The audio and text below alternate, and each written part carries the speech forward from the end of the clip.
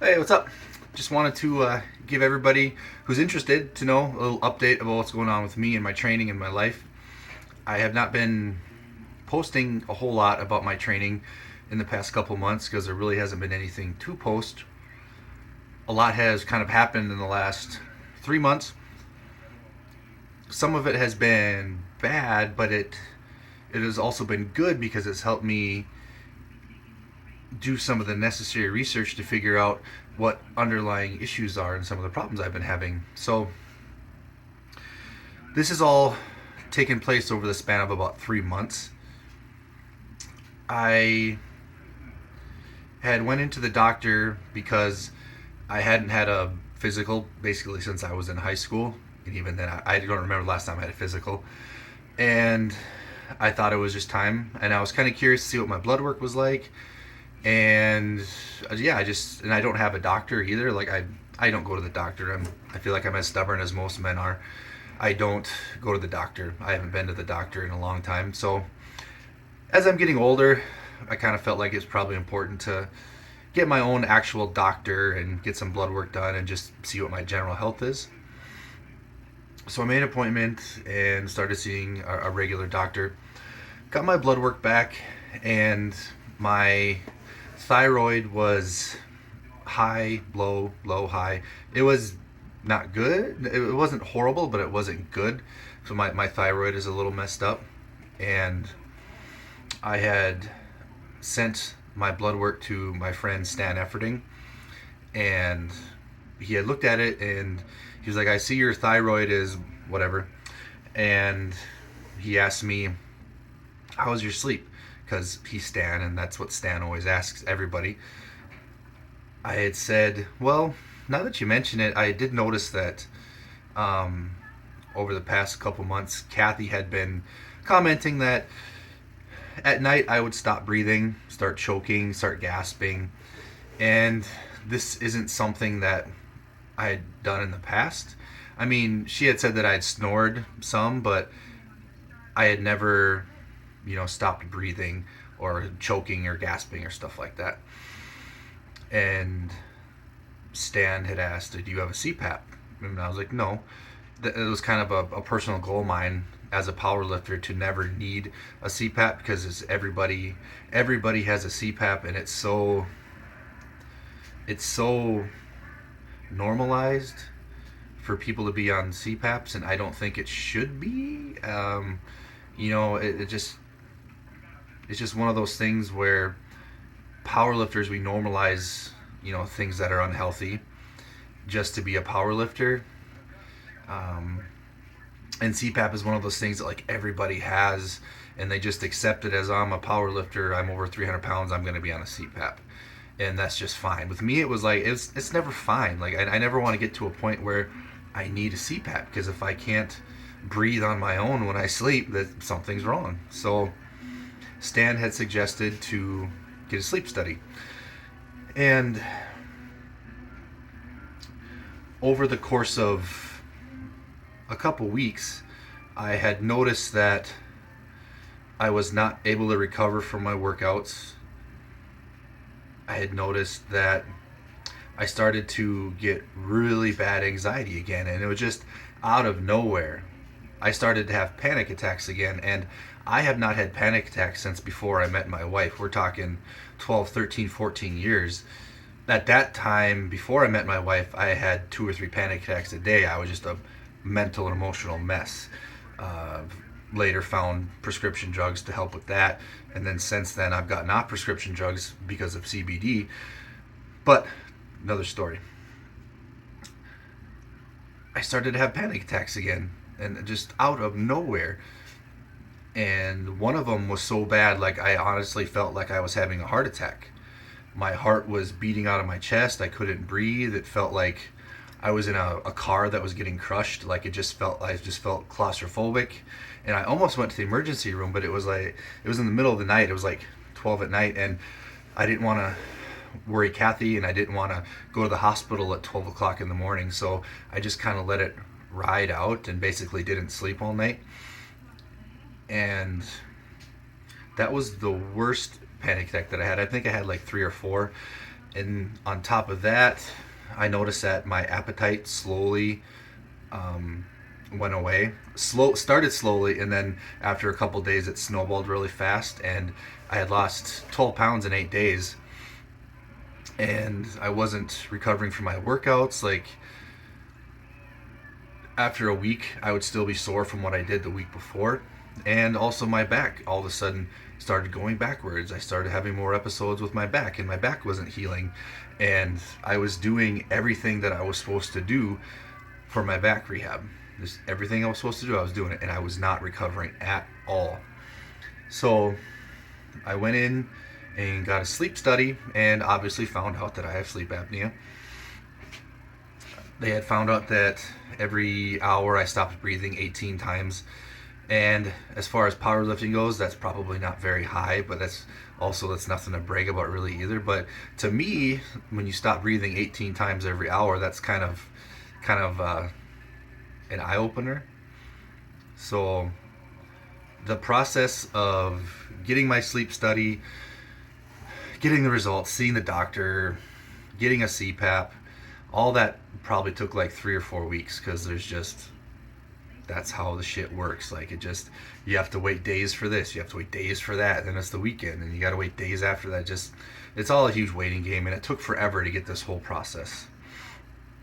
So in the time that we were trying to jump through all the hoops to get all this shit taken care of, I remembered a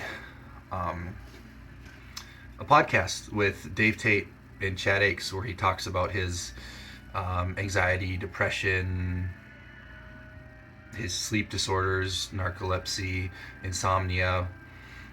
And in that podcast, he had said that though his anxiety, his depression, the suicidal thoughts, all that stuff was the absolute worst when he wasn't sleeping. And that just light bulb in my head. I was like, I haven't slept for probably 3 months, and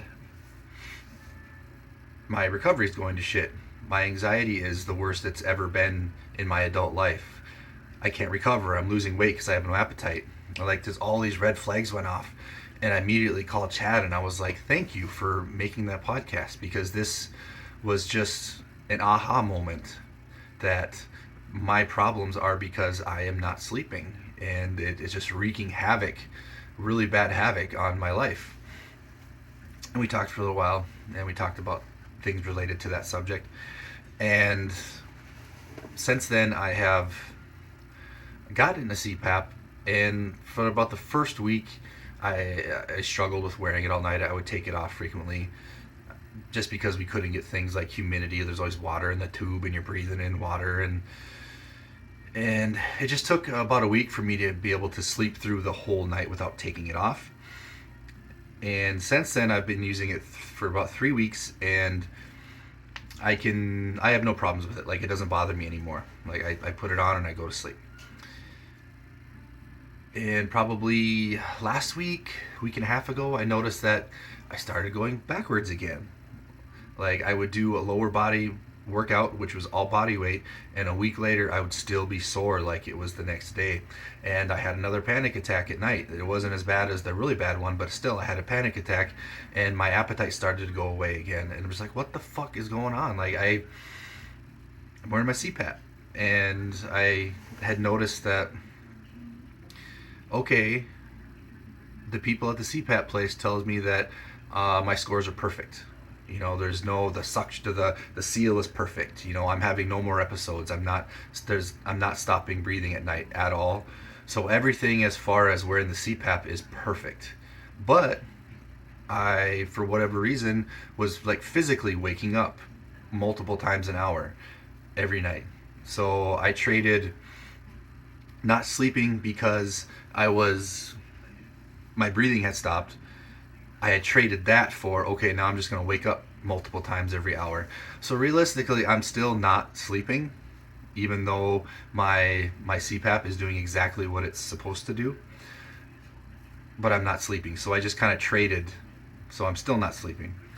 So I went to the doctor again, got my blood work, and my thyroid was a little more elevated than the last time. But then when we talked about it, it's just like, well, you're still not sleeping, and your sleep is actually worse after you got the CPAP. So I was prescribed something to help me sleep just for the short term, just so I can kind of like reset and actually get a couple full nights sleep to try to get this reset. And this is just temporary. Like, I do not like being on prescription drugs. This was just a temporary. I couldn't even tell you the name of it. It starts with a T, but it was just like a short term solution to where I could just like reset everything so I could just like sleep through the night. So it took about 3 or 4 nights before it actually kind of started to help a little bit. But I would say the last couple nights I have actually, for the most part, went to bed and woke up to my alarm. For the most part, maybe once or twice waking up. But so far, that is starting to do what it's supposed to do. And let's see, that covers all those points. So right now, the position that I'm in, I have a CPAP.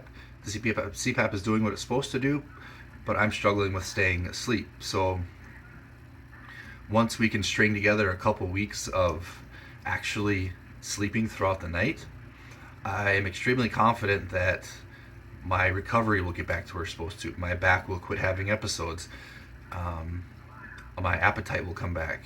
You know, the anxiety, the excessive anxiety, the panic attacks, those will all start to leave, and I can finally get back to training. I mean, I've still been training, but it has been, I go to the gym every day and do shit, but it's not much of anything. I kind of use this opportunity to take a little more focus on my coaching and the people who I train in person and out person, and I've taken some more time to do a little more, just do more learning, do more research. Like, I make it a point to read now, and I fucking hate reading, but I need something to channel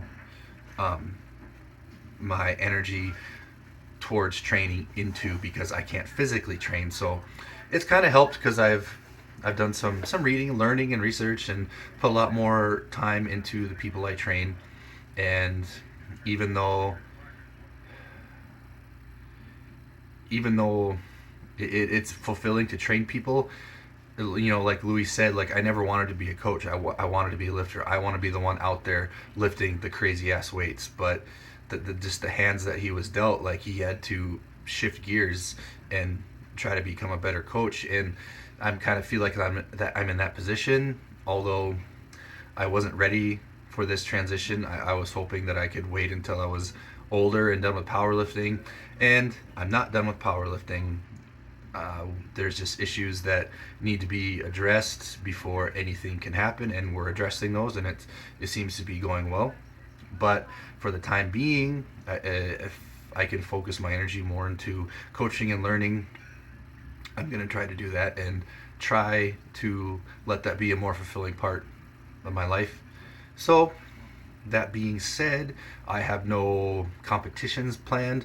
The original goal that I had made with Dave Tate, we made a 1.5-year plan, but that was in December, and from December till now, nothing good has kind of happened as far as training goes myself. So I was supposed to compete in Relentless next July.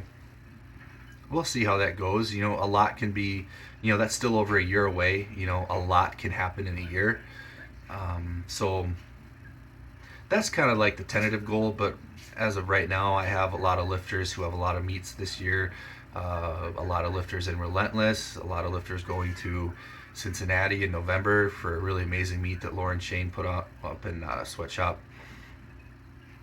So, and Freya, Freya's competing in Relentless. She's going to deadlift, so that's really awesome. I genuinely hope she takes an interest in powerlifting. I don't want to be that dad that forces stuff on her, but I'm biased, and I would very much like her to be a powerlifter. But that's neither here nor there. So that's my update. Even though things aren't happening the way I want to, and my hands kind of being forced to do things I don't want to, I'm things are going good. You know, I'm optimistic. There's definitely been a lot of times where the optimism has not been there at all.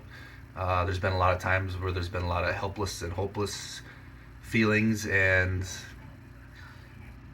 but I think that happens to everybody. Um, you just you keep getting hit back over and over and over again, and sometimes it's hard to keep that hope and that faith that things will get better. And I have an amazing crew. I have an amazing support crew, both medically, you know, my friends, my family, my training partners. Like I have an amazing support crew, and I'm very confident that once we get my sleep figured out, that's going to take care of so many problems. Like the sleep is the root of all of this bullshit. And I thank Chad Aichs and Dave Tate for making that podcast, because that was a huge eye opener for me. So that's how things are going, and that's my plans for the future. So thank you.